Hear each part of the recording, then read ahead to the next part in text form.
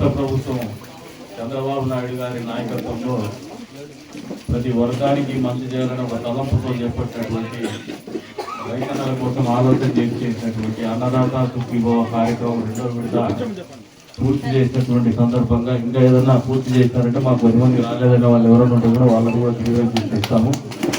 కార్యక్రమం సందర్భంగా ఏర్పాటు చేసినటువంటి ఈ రైతన్న మీకోసం అనే ఒక కార్యక్రమానికి అధ్యక్షత వహించినటువంటి స్థానిక ఏవో గారికి, అదేవిధంగా వేదిక మీద ఆసీనులైనటువంటి ప్రత్యేక అతిథి కదిరి ఆర్డీఓ గారికి, వేదిక మీద ఉన్నటువంటి సర్పంచ్ గారికి, అదేవిధంగా మార్కెట్ యార్డ్ చైర్మన్ గారికి, నాతో ఎంపీపీ గారికి, నాతో పాటు ఆసీనులైనటువంటి తెలుగుదేశం పార్టీ కుటుంబ సభ్యులకి, విచ్చేసినటువంటి రైతన్నలకి, అధికారులకి, పాత్రికేయ మిత్రులకు అందరికీ కూడా పేరు పేరు నమస్కారాలు.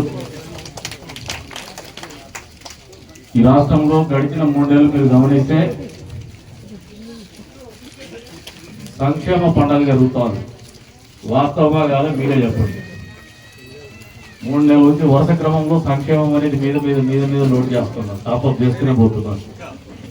మొదటిగా తల్లికి వందనం మొదలు పెడితే, దీపం పథకం 2 మొదలు పెడితే, పెన్షన్లు 3,000 నుంచి 4,000, మళ్ళీ 3 నెలలకు కలిపి 7,000 నుంచి 16,000, 15,000, 6,000 డబ్బులు ఇచ్చినటువంటి కార్యక్రమం మొదలు పెడితే, మహిళలకు ఉచితంగా బస్సు ప్రయాణాన్ని అందించినటువంటి కార్యక్రమం ఆలోచన చేస్తే, అన్నదాత సుఖీభవ పేరు రైతన్నలకు కూడా రెండో విడత మళ్ళీ 7,000 రూపాయలు అందజేసినటువంటి కార్యక్రమాలు ఆలోచన చేస్తే, మీరందరూ సాక్ష్యాధారాలతో సహా ఒప్పుకోవాల్సినటువంటి అంశం ఏమంటే, ఈ రాష్ట్రంలో సంక్షేమ పండుగ జరుగుతోంది కూటమి ప్రభుత్వం అధికారంలోకి వచ్చిన తర్వాత అనేది వాస్తవం. ఈ సందర్భంగా తెలియజేస్తాం.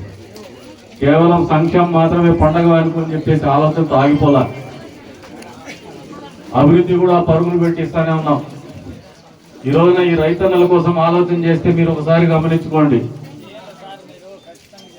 రైతన్నలకి మీరు ఈ నియోజకవర్గంలో పక్కనే ఉండే తలుపుల మండలం కావచ్చు, ఈ పక్కన ఉన్నటువంటి ఎన్పి గుంటలో కావచ్చు, మీరు ఎప్పుడైనా చెరువులకి ఏ ప్రభుత్వం ఉన్నా ఇచ్చిందా ఒక్కసారి ఆలోచన చేసుకోమంటారు. అందరినీ మా కాలువలు అందజేసి 5 సంవత్సరాల పాటు అవకాశం ఇస్తే జగన్మోహన్ రెడ్డి తలుపుల మండలంలో చుక్క నీరు ఇవ్వాల, ఎలిపిగుంట మండలానికి ఒక చెరువులేక ఒక చుక్క నీళ్లు రాలా. కానీ అదే కాలువల్లో మళ్ళీ ఏమాత్రము కొత్తగా కాంట్రాక్ట్ వర్క్ చేయకుండా దాంట్లోనే ఈరోజు తలుపుల మండలంలో చెరువులు నింపినాం. ఎలిపిగుంట మండలంలో ఈరోజు గోకల్పేటకు కావచ్చు, వచ్చే రోజులు వంగమద్ది చెరువు కావచ్చు, నింపేటువంటి కార్యక్రమాలు చేస్తున్నాం. మీకు ఇవన్నీ చెప్తా అంటే గాండ్లపేట మండల వాసులు కోపం కూడా రావచ్చు. అన్నీ చెప్తున్నారు, మాకు రాలేదు. మీ కార్యక్రమం కూడా మీకు మాట ఇస్తాను, ఆల్రెడీ టెండర్ ప్రాసెస్ లో ఉంది. మీ మండలాన్ని కూడా వచ్చే సంవత్సరంలో ఈ గాండ్లపేట మండలంలో కూడా అన్ని చెరువులకి అందరి నీవా ద్వారా నీళ్ళు ఇస్తామని చెప్పేసి కూడా ఈ వేదిక మీద నుంచి తెలియజేస్తా ఉన్నాం. ఎన్నికల కోసం మాట్లాడే వాళ్ళం కాదు మేము, ఎన్నికలప్పుడు హామీలు ఇచ్చే వాళ్ళం కాదు. ఎన్నికల తర్వాత గెలిచి బాధ్యతగా మీ ముందుకు వచ్చి మా బాధ్యతలు మేము గుర్తుపెట్టుకుని పనిచేస్తామని చెప్పేసి కూడా మీకు ఈ సందర్భంగా తెలియజేస్తా ఉన్నాం. కదిరి రాయచూటి రోడ్డు దాదాపు 3-4 సంవత్సరాలు పెండింగ్ ఉండే రోడ్డుని పూర్తి చేసినాం. ఇంకా కొన్ని ప్యాచెస్ సోదరుడు కూడా సిపిఐ సోదరుడు కూడా రిప్రజెంటేషన్ ఇచ్చినాడు. కానీ నిన్నటి రోజున నేను గాండ్లపేట మండలానికి వచ్చినాను. మొన్న వచ్చి పోయేటప్పుడు నాకు ఆ రోడ్లో పోయినప్పుడు నన్ను తిడతా అంటారయ్యా, ఆడాడ గుంతలు ఉన్నాయి. ప్రజల ఆలోచన కూడా కరెక్టే, ఎందుకంటే ఇంత పెద్ద పని చేసి మనం ఆ ప్యాచెస్ కొన్ని టెక్నికల్ ప్రాబ్లమ్స్ బ్రిడ్జెస్ ఇబ్బంది ఉంది, కానీ మోటరింగ్ కి అనుకూలంగా చేసి పెట్టాలని చెప్పేసి కాంట్రాక్టర్ కూడా చెప్పడం జరిగింది. ఈ వర్షాలు ఆగుతానే మీ రెక్కమాండ్లో కావచ్చు, సిగ్గుబడి నేను ధన్యాచరు నేను ఈ పక్కే పోయినా సిగ్గయి నేనే చెప్పినాను. అది కూడా ఈ వర్షాలు అవుతానే వారం రోజుల లోపునే మీకు ఎక్కడ కూడా గుంతలు లేని రోడ్డు ఇస్తామని చెప్పేసి కూడా ఈ సందర్భంగా తెలియజేస్తాను. చిన్న సమస్యలే కావచ్చు, కానీ మీ మనసులకు తృప్తినిచ్చేటువంటి అంశాలు, నాయకులు బాధ్యతగా ఉన్నారా లేదని తెలియజెప్పేటువంటి అంశాలు. ఈ రోజున చంద్రబాబు నాయుడు గారి నాయకత్వంలో ఏర్పడినటువంటి కూటమి ప్రభుత్వాన్ని మీరు గమనిస్తే ఎందుకు మమ్మల్ని పదే పదే ప్రజల దగ్గరికి అన్ని వర్గాల దగ్గరికి పంపుతా ఉన్నారని మీరు ఒకసారి అర్థం చేసుకోవాలని చెప్పేసి కూడా కోరుతా ఉంటారు. ప్రభుత్వాలు డబ్బులు ఇచ్చేసి పరదాలు వేసుకొని బస్సుల్లో పోతా అంటే ఒప్పుకోరు. బట్టలు చేసిన బాధ్యత అయితే అయిపోయిందంటే ప్రజలు ఓర్చుకోరు. 11 సీట్లకే పరిమితం చేస్తారు. ఈ రోజున మీకు డబ్బులు ఇచ్చేయడమే కాదు, డబ్బులు ఇచ్చిన తర్వాత ఇంకా ఏమైనా ఇబ్బందులు ఉన్నాయా, లేదు ఇచ్చినటువంటి సంక్షేమము సరిగ్గా అమలు అవుతుందా లేదా, ఇంకా ఏదైనా సమస్యలు ఈ ప్రభుత్వం చేయాల్సి ఉందా అని చెప్పేసి ఆలోచన కోసమే పదే పదే స్థానిక ఎమ్మెల్యేలను కావచ్చు, అధికార యంత్రాంగాన్ని కావచ్చు, స్థానిక నాయకుల్ని కావచ్చు మీ వద్దకు పంపేటువంటి కార్యక్రమం ముఖ్యమంత్రి గారు నిరంతరం చేస్తున్నారు. అందులో భాగమే ఈ రోజున రైతన్న మీకోసం కార్యక్రమం అని చెప్పేసి మీకు ఈ సందర్భంగా తెలియజేస్తాను. మీరు ఒకసారి ఆలోచన చేసుకోండి. ఇందాక ఒక 5 అంశాలు చెప్పినారు. నీళ్లను ఒడిసిపట్టుకునేది, దీనికి అంకురార్పణ రాష్ట్ర విభజన కంటే ముందే 99లో చంద్రబాబు నాయుడు గారు ముఖ్యమంత్రి అయినప్పుడే ఆయన ఆలోచనలో భాగమే వాటర్ హార్వెస్టింగ్ తీసుకొచ్చినారు, ఇంకుడు గుంతలు తీసుకొచ్చినారు. ఇవన్నీ కూడా మళ్ళీ ఫారం పాయింట్స్ కూడా ఈ మధ్య కాలంలో గడిచిన 5 సంవత్సరాల చంద్రబాబు నాయుడు గారి పరిపాలనలో కూడా మళ్ళీ అమలు చేసినారు.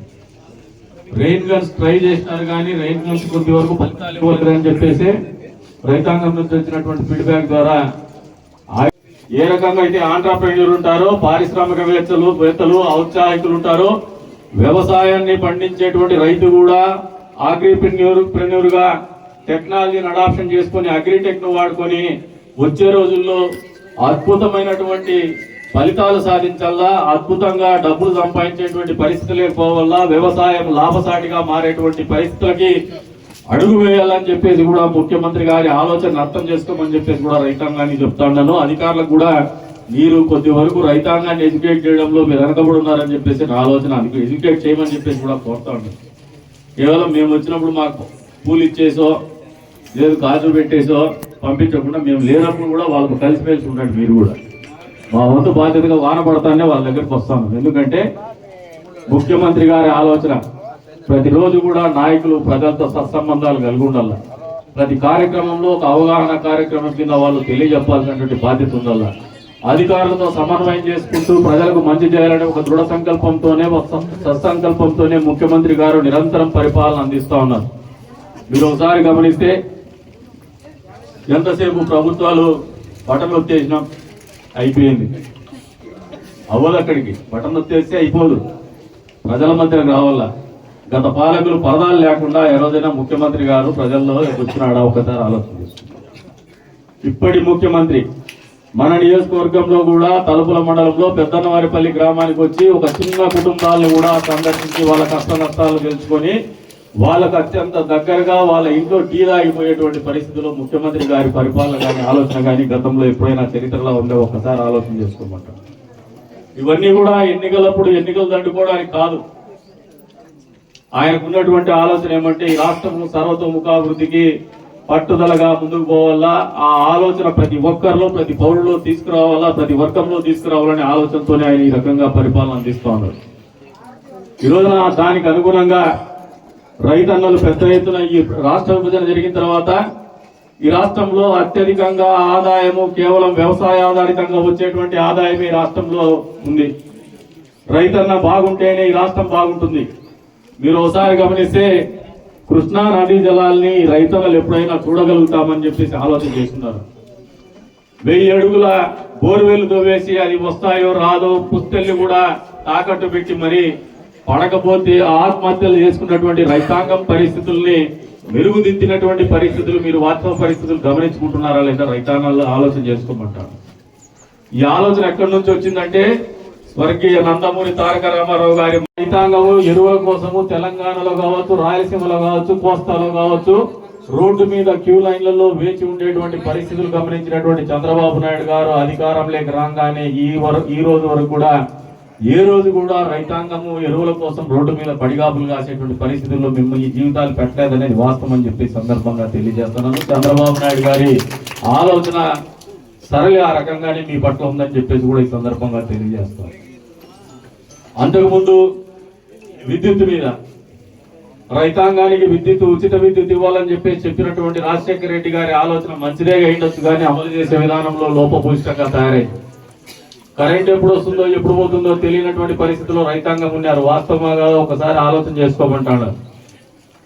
ఆ కరెంటుని సకాలంలో ఇవ్వడం లేదు, నాణ్యమైనటువంటి విద్యుత్ సరఫరా చేయడం లేదని చెప్పేసి మేమే రాజకీయాల్లోకి వచ్చిన కొత్తలో సబ్స్టేషన్ల దగ్గర కూడా మేము ధర్నాలు స్ట్రైకులు చేసినటువంటి పరిస్థితులు రైతాంగం ఒక్కసారి మళ్ళీ ఆలోచన చేసుకోమంటారు. రైతన్న రాత్రిపూట ఎప్పుడో కరెంట్ ఇస్తారంటే ఇంట్లో భార్య పిల్లలు వదిలేసి పొలం గట్ల మీద పడుకునేటువంటి పరిస్థితుల నుంచి ఈ రోజున నాణ్యమైనటువంటి విద్యుత్తుని నిరంతరంగా అందిస్తున్నటువంటి పరిస్థితుల్ని చంద్రబాబు నాయుడు గారి దూరదృష్టితోనే రైతాంగానికి అందుబాటులోకి వచ్చిందనేది వాస్తవాన్ని రైతాంగం గమనించుకోమంటారు. అంతేకాకుండా ఈరోజు ఇంకా మెరుగైనటువంటి పరిస్థితుల్లోకి రైతాంగాన్ని తీసుకోవాలనే ఆలోచనతోనే ఆర్డీఎస్ఎస్ ఏదైతే ఉందో గ్రామాల్లో కూడా 3 ఫేజ్ కరెంట్ అందజేసేటువంటి కార్యక్రమం నిరంతరం జరుగుతోంది. మీరు కూడా దయచేసి సహకరించి మీ ఊళ్ళలో దాన్ని అందుబాటులోకి తీసుకోమని చెప్పేసి కూడా రైతాంగాన్ని కోరుతా ఉండదు. ఎందుకంటే 3 ఫేజ్ కరెంట్తో మీకు నాణ్యమైనటువంటి విద్యుత్ వస్తుంది. అంతేకాకుండా ఇంకా కొద్దిమందికి ఇళ్ల మీద లైన్లు పోయినటువంటి పరిస్థితి కూడా తొలగిస్తున్నామని చెప్పేసి కూడా ఈ సందర్భంగా తెలియజేస్తాం. అంతేకాకుండా మీకు అందరికి కూడా గమనిస్తే 3 ఫేజ్ కరెంట్ లో లో వోల్టేజ్ సమస్య ఉండదనేది వాస్తవం అని రైతాంగం గమనించుకోమని చెప్పేసి తెలియజేస్తాం. అక్కడ నుంచి మొదలు పెడితే ఈ రోజున ప్రకృతి వ్యవసాయం, సేంద్రియ వ్యవసాయం అనేది ఇందాకనే వస్తానే ఆ రైతన్న చెప్తా ఉన్నాడు. కేంద్ర ప్రభుత్వంలో ప్రధానమంత్రి గారి ఆలోచన కావచ్చు, ఇలాంటి మార్కెటింగ్ వ్యవస్థ, మెరుగైనటువంటి మార్కెటింగ్ వ్యవస్థ లేక మనం 4 డబ్బులు ఎక్కువగా ఎట్లు సంపాదించాలనే ఆలోచనని, నూతన వ్యవసాయ పద్ధతుల్ని, పారిశ్రామిక వ్యవసాయ పద్ధతుల్ని, టెక్నాలజీని అనుసంధానం చేసుకునేటువంటి వ్యవసాయ పద్ధతుల్ని అలవర్చుకోమని చెప్పేసి ఈ సందర్భంగా తెలియజేస్తా ఉన్నాను. రసాయన ఎరువులకు దూరంగా ఉండేటువంటి వ్యవసాయాన్ని మీరందరూ కూడా పుణికిపుచ్చుకోవాలని చెప్పేసి కూడా ఈ వేదిక మీద నుంచి కోరుతా ఉన్నాను. దానికి అనుగుణంగానే ప్రభుత్వం యొక్క ఆలోచన కేంద్రంలో కావచ్చు, రాష్ట్రంలో కావచ్చు ఉన్నటువంటి కూటమి ప్రభుత్వం యొక్క ఆలోచనలు దానికి అనుగుణంగానే ఉన్నాయి, మీకు మద్దతుగానే ఉంటాయి. కాబట్టి ప్రకృతి వ్యవసాయం అనేది ఏదో మాకు తెలియదు, మళ్ళీ అమ్ముకోవడం ఎట్లంటే అమ్ముకోవడం చాలా ఈజీ. ఆ ప్రోడక్ట్ అయితే మీరు ఫర్టిలైజర్ చేసే ప్రోడక్ట్స్ అమ్ముకోవడం ఇబ్బంది, కానీ ప్రకృతి రసాయనాలు లేనటువంటిది, సేంద్రియ ఎరువులు వాడేటువంటి వంగడాలు కానీ ఆ ధాన్యం కానీ అమ్ముకోవడం చాలా సులభతరం అని చెప్పేసి గ్రహించుకోమని చెప్పేసి కూడా కోరుకుంటూ ఈ రోజున రైతాంగానికి వెన్నుదన్నుగా ఉన్నటువంటి ముఖ్యమంత్రి గారిని కావచ్చు, కూటమి ప్రభుత్వాన్ని కావచ్చు, రైతాంగం ఎల్లవేళ్ళ ఆశీర్వదించాలని చెప్పేసి కూడా కోరుకుంటూ ఇందాక చెప్తా ఉన్నారు. గాటపేట మండలానికి కూడా వచ్చే సంవత్సరంలో 100కు 100% నీళ్ళు ఇస్తాం. దాని ఎక్కడ అనుమానం పెట్టుకోవచ్చు. ఆల్రెడీ అది టెండర్ ప్రాసెస్ ఉంది. రెండోది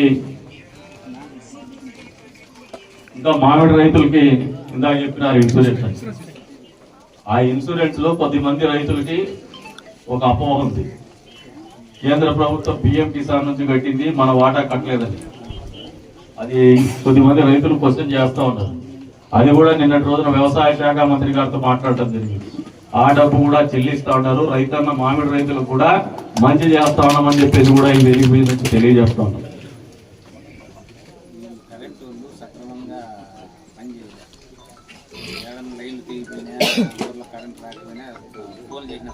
అందుబాటులో